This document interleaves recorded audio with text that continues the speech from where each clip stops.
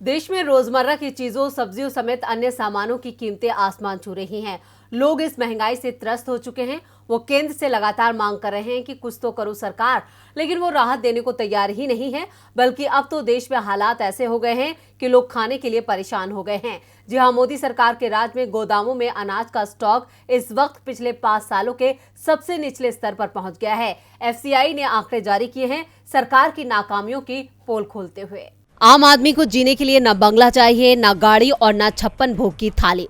वो सूखी रोटी खाकर भी अपनी जिंदगी गुजार सकता है, लेकिन अब मोदी सरकार के राज में उसके लिए 2 वक्त की रोटी खाना भी बेहद मुश्किल हो गया है, क्योंकि गेहूं की कीमतें ही आसमान पर पहुंच गई है। इसकी वजह गेहूं का घटता स्टॉक है। देश के सरकारी गोदामों में अनाज का स्टॉक इस वक्त पिछले 5 सालों के सबसे निचले स्तर पर पहुंच गया है। एफसीआई के आंकड़े बताते हैं कि इस मौसम ने सर्दियों में बोई गई गेहूं और चावल की फसल दोनों को खराब कर दिया है, जिससे कीमतें 22 महीने के उच्च स्तर पर पहुंच गई हैं।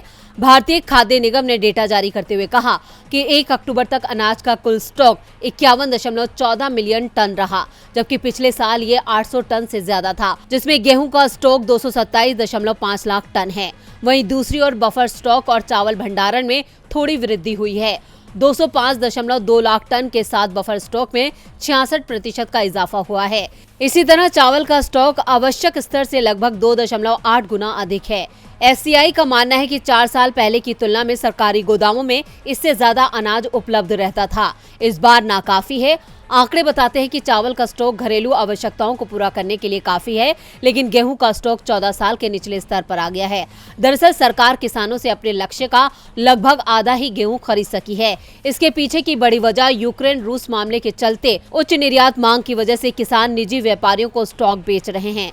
मार्च में एक लंबे समय तक गर्मी की वजह से गेहूं का उत्पादन कम हो गया है, जिसके बाद सरकार ने कठोर कदम उठाते हुए मई में निर्यात पर प्रतिबंध लगा दिया, क्योंकि आपूर्ति कम हो गई थी। सरकार ने पिछले महीने 20% का निर्यात शुल्क लगाते हुए विदेशी चावल शिपमेंट पर भी अंकुश लगा दिया। बावजूद इसके हालात नहीं सुधरे हैं और अब देश में अनाज की कमी होने लगी है। अब देखना होगा कि सरकार इस स्थिति को कैसे संभालती है। डीबी लाइव की रिपोर्ट।